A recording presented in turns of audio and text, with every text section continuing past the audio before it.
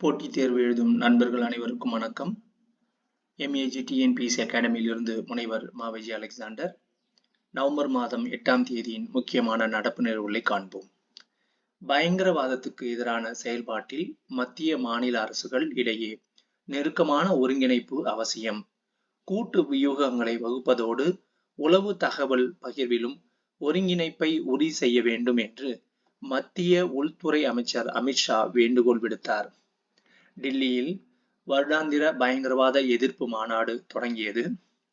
2 நாட்கள் நடைபெறும் இந்த மாநாட்டில் அனைத்து மாநிலங்கள் மற்றும் யூனியன் பிரதேசங்களின் காவல்துறை உயர் அதிகாரிகள், சட்டம், தடயவியல், தொழில்நுட்பத்துறை நிபுணர்கள் மற்றும் பயங்கரவாத எதிர்ப்பு முகமைகளின் உயர் அதிகாரிகள் உள்ளிட்டோர் பங்கேற்றனர்.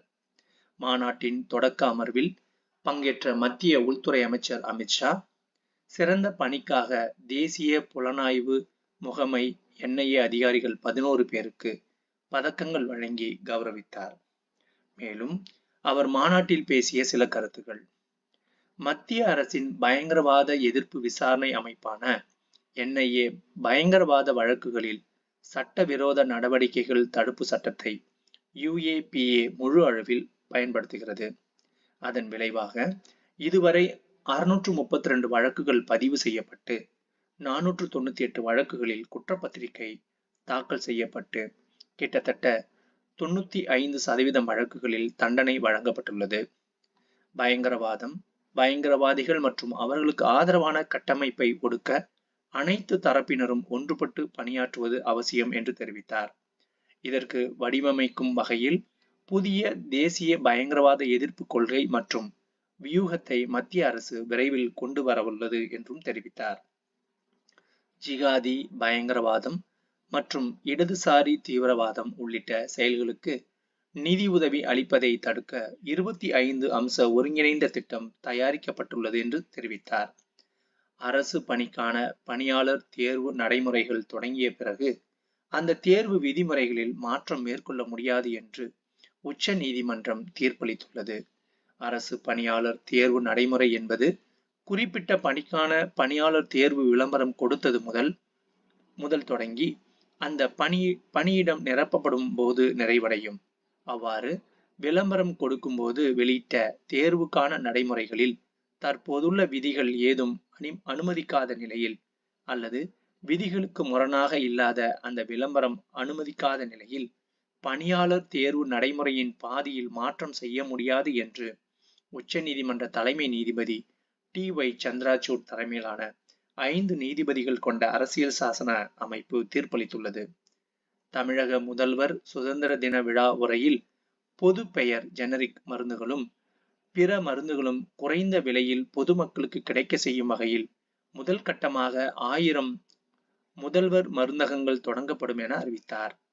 முதல்வர் மருந்தகம் அமைப்பவருக்கு அரசு மானியம் ரூபாய் 3 லட்சம் 2 தவணைகளாக ரொக்கமாகவும் மருந்துகளாகவும் வழங்கப்படும். மருந்தகம் அமைப்பதற்கு கூடுதல் நிதி தேவைப்படும் நிலையில் கூட்டுறவு வங்கிகள் மூலம் கடன் பெற வழிவகை செய்யப்படும் என தெரிவிக்கப்பட்டுள்ளது. திருச்செந்தூர் அருள்மிகு சுப்பிரமணிய சுவாமி திருக்கோயிலில் கந்தசஷ்டி சூரசம்ஹார விழா லட்சக்கணக்கான பக்தர்களின் அரோகரா கோஷம் விண்ணதிர வெகு விமரிசையாக நடைபெற்றது. சென்னை பல்கலைக்கழக ஓய்வு பெற்ற பேராசிரியர் மா. செல்வராசனுக்கு கலைஞர் கருணாநிதி செம்மொழி தமிழ் விருது வழங்கப்பட உள்ளது. இந்த விருதானது ரூபாய் 10 லட்சம் பரிசு தொகையும் பாராட்டுச் சான்றும் வெண்கலத்தாலான முன்னாள் முதல்வர் கருணாநிதியின் சிலை ஆகியன அடங்கியதாகும். கடந்த 2008ஆம் ஆண்டு உருவாக்கப்பட்ட கலைஞர் மு. கருணாநிதி செம்மொழி தமிழாய்வு அறக்கட்டளையின் மூலமாக தமிழ் அறிஞர்களுக்கு ஆண்டுதோறும் விருதுகள் வழங்கப்பட்டு வருகின்றன. இலக்கியத்தில் குறுக்கும் நெடுக்கும், இலக்கிய மெல்லுரை, நல்லோர் குரல்கள், பாரதிதாசன் ஒரு புரட்சி கவிஞர், பாரதிதாசன் ஒரு பார்வை உள்ளிட்ட பல்வேறு நூல்களை இவர் எழுதியுள்ளார். அமெரிக்க அதிபராக டொனால்டு டிரம்ப் 4 ஆண்டு இடைவெளிக்கு பிறகு மீண்டும் தேர்ந்தெடுக்கப்பட்டிருக்கிறார். அது மட்டுமல்லாமல் 2004இல் வென்ற ஜார்ஜ் புஷ்ஷுக்கு பிறகு மீண்டும் பெரும்பான்மை வாக்குகள் பெற்று அதிபராகும் குடியரசுக் கட்சி வேட்பாளர் என்கிற பெருமையும் அவர் பெறுகிறார். பாதிக்கப்பட்டவருக்கும் குற்றம் சாட்டப்பட்டவருக்கும் ஏற்பட்ட சமரசம் காரணமாக பாலியல் துன்புறுத்தல் வழக்கை கைவிட முடியாது என்று உச்ச நீதிமன்றம் தெரிவித்துள்ளது. ஆப்கானிஸ்தானை ஆட்சி செய்து வரும் தலிபான் பாதுகாப்பு அமைச்சர் முகமது யாகூப் முஜாஹித்துடன் இந்தியா முதல் முறையாக இருதரப்பு பேச்சுவார்த்தை நடத்தியுள்ளது. ஆப்கானிஸ்தானில் இருந்து அமெரிக்க படைகள் கடந்த 2021ஆம் ஆண்டு வெளியேறியதை தொடர்ந்து தலிபான்கள் ஆட்சியை கைப்பற்றினர். தலிபான்கள் ஆட்சியை அங்கீகரிக்காமல் அந்நாட்டுடன் முறித்து கொண்ட தூதரக உறவை மீண்டும் தொடர இந்தியா விரும்புகிறது. அதன் தொடர்ச்சியாக இந்த ஆண்டு 2வது முறையாக ஆப்கானிஸ்தானுக்கு பயணம் மேற்கொண்டுள்ள ஜே.பி. சிங், அந்நாட்டு வெளியுறவு அமைச்சர் அமீர்கான் முத்தகி, முன்னாள் அதிபர் ஹமீத் கர்சாய் ஆகியோரை சந்தித்தார். இந்த சந்திப்புகள் ஆப்கானிஸ்தானில் உள்ள தலிபான் ஆட்சியை அதிகாரப்பூர்வமாக அங்கீகரிக்காவிட்டாலும் நாட்டுக்கு மனிதாபிமான உதவிகளை வழங்குவது மட்டுமல்லாமல் மறுசீரமைப்பு முயற்சிகளிலும் உதவ இந்தியா தயாராக உள்ளதை காட்டுவதாக அந்நாட்டு அதிகாரி ஒருவர் தெரிவித்துள்ளார். உதவி பேராசிரியர் பணிக்கான நெட் தகுதி தேர்வில் ஆயுர்வேத உயிரியல் பாடம் புதிதாக சேர்க்கப்பட்டுள்ளதாக யுஜிசி அறிவித்துள்ளது. ஓய்வு பெற்ற இராணுவ வீரர்களுக்கு ஒரே பதவிக்கு ஒரே ஊதியம் திட்டத்தை அமல்படுத்துவதில் இந்த நாடு தனது கதாநாயகர்களுக்கு நன்றி செலுத்துவதை உறுதிப்படுத்துவதற்காகத்தான் என்று பிரதமர் நரேந்திர மோடி தெரிவித்துள்ளார். ஓய்வு பெற்ற இராணுவ வீரர்களுக்கு ஒரே பதவிக்கு ஒரே ஓய்வூதியம் திட்டம் அமல்படுத்தப்படும் என்று கடந்த 2014 மக்களவை தேர்தலுக்கு முன் வாக்குறுதி அளித்திருந்தது. அதன்படி நவம்பர் 7ஆம் தேதி இத்திட்டம் அமல்படுத்தப்பட்டது. ஓர் அரசாணையை பிறப்பித்து ஒரே பதவிக்கு ஒரே ஓய்வூதியம் திட்டத்தை அமல்படுத்துவது என்று மோடி அரசு கடந்த 2015 நவம்பர் 7ஆம் தேதி முடிவு செய்தது குறிப்பிடத்தக்கது. பிரேசிலில் இருந்து உளுந்து, துவரம் பருப்பு இறக்குமதியை மேலும் அதிகரிக்க இந்தியா முடிவு செய்துள்ளது. கடந்த சில ஆண்டுகளாகவே பிரேசிலில் இருந்து உளுந்து, துவரம் பருப்பு இறக்குமதியை இந்தியா அதிகரித்தே வந்துள்ளது. 2023இல் 4102 டன் பருப்பு இறக்குமதி செய்யப்பட்ட நிலையில் 2024 அக்டோபர் வரை இறக்குமதி 22,000 டன்னாக உள்ளது.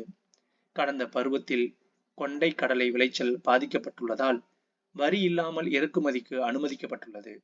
இந்தியாவுக்கு ஏற்றுமதி செய்வதற்காக ஆஸ்திரேலியா கூடுதல் பரப்பளவில் கொண்டை கடலை சாகுபடி செய்துள்ளது குறிப்பிடத்தக்கது.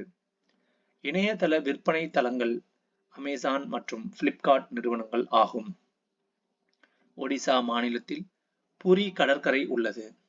தில்லியில் உச்ச நீதிமன்ற வளாகத்தில் அமைந்துள்ள தேசிய நீதித்துறை கண்காட்சி மற்றும் ஆவண காப்பகத்தில் புதிதாக அறிமுகம் செய்யப்பட்டுள்ள செயற்கை நுண்ணறிவு தொழில்நுட்பத்தில் அதாவது AI தனது உருவத்துடன் தலைமை நீதிபதி TY சந்திரசூட் உரையாடினார். அசாம் மாநிலம் தராங்கா பகுதியில் உள்ள இந்தியா பூட்டான் எல்லையில் முதல் ஒருங்கிணைந்த எல்லைச்சாவடி திறக்கப்பட்டது. பூட்டான் பிரதமர் ஷெரின் டோப்கே முன்னிலையில் இந்த எல்லைச்சாவடியை அசாம் மாநில ஆளுநர் லக்ஷ்மண் ஆச்சாரியார் திறந்து வைத்தார். இந்நிலையில் தற்போது புதிய எல்லைச்சாவடி அமைக்கப்பட்டதன் மூலம் பிற நாடுகளுடன் தொடர்பை அதிகரிப்பதோடு சுற்றுலாத்துறை பெரிதும் வளர்ச்சி அடையும் என எதிர்பார்க்கப்படுகிறது. சென்னை கிராண்ட் மாஸ்டர்ஸ் செஸ் போட்டியின் 3வது சுற்றில் அர்ஜுன் எரிகைசி வென்று உலக தரவரிசையில் 2வது இடத்துக்கு முன்னேறினார். உலகளாவிய தண்ணீர் பிரச்சினைக்கு உறுதியான புத்தாக்க தீர்வை வழங்கியதற்காக வேலூர் VIT, சென்னை IITயை சேர்ந்த ஸ்டார்ட் அப் குழுக்கள் உள்ளிட்ட 5 குழுக்களுக்கு டென்மார்க்கில் பாராட்டு தெரிவிக்கப்பட்டது. உலக அளவில் 10 நாடுகளிலிருந்து 140க்கும் அதிகமான அடுத்த தலைமுறை ஸ்டார்ட் அப் குழுக்கள் பங்கேற்ற எண்ம தொழில்நுட்ப உச்சி மாநாடு டென்மார்க்கின் கோப்பன்ஹேகன் நகரில் நடைபெற்றது குறிப்பிடத்தக்கது. தங்கள் பகுதிகளில் வசிக்கும் பயங்கரவாதிகளின் குடும்ப உறுப்பினர்களை நாடு கடத்த வகை செய்யும் சட்ட மசோதாவுக்கு இஸ்ரேல் நாடாளுமன்றம் ஒப்புதல் வழங்கியுள்ளது. போராளி குழுக்களுக்கு ஆதரவு தெரிவித்தால் கூட அவர்களை நாடு கடத்த அதிகாரம் வழங்கும் இந்த சட்ட மசோதா பிரதமர் பெஞ்சமின் நெதன்யாகுவின் லுக்கிட் கட்சி மற்றும் அதன் தீவிர வலதுசாரி கூட்டணி கட்சிகளால் கொண்டுவரப்பட்டுள்ளது. இந்திய பெருங்கடல் பகுதியில் கடந்த 2014ஆம் ஆண்டு மர்மமான முறையில் மாயமான மலேசியன் ஏர்லைன்ஸ் நிறுவனத்தின் MH370 விமானத்தை தேடும் பணி மீண்டும் நடைபெற உள்ளதாக மலேசிய அரசு தெரிவித்துள்ளது. 16 வயதுக்குட்பட்ட சிறுவர்கள் சமூக ஊடகங்களை பயன்படுத்துவதற்கு தடை விதிக்க ஆஸ்திரேலிய அரசு முடிவு செய்துள்ளது. சிறுவர்கள் சீரழிவதை தடுக்கும் நோக்கில் உலகிலேயே முதல் முறையாக இத்தகைய சட்டத்தை ஆஸ்திரேலிய அரசு கொண்டு வர உள்ளது குறிப்பிடத்தக்கது. சத்தீஸ்கர் மாநிலத்தின் தலைநகர் ராய்ப்பூர் ஆகும். இந்தியாவின் முன்னணி வாகன உற்பத்தி நிறுவனங்களில் ஒன்று டாடா மோட்டார்ஸ் ஆகும். நன்றி.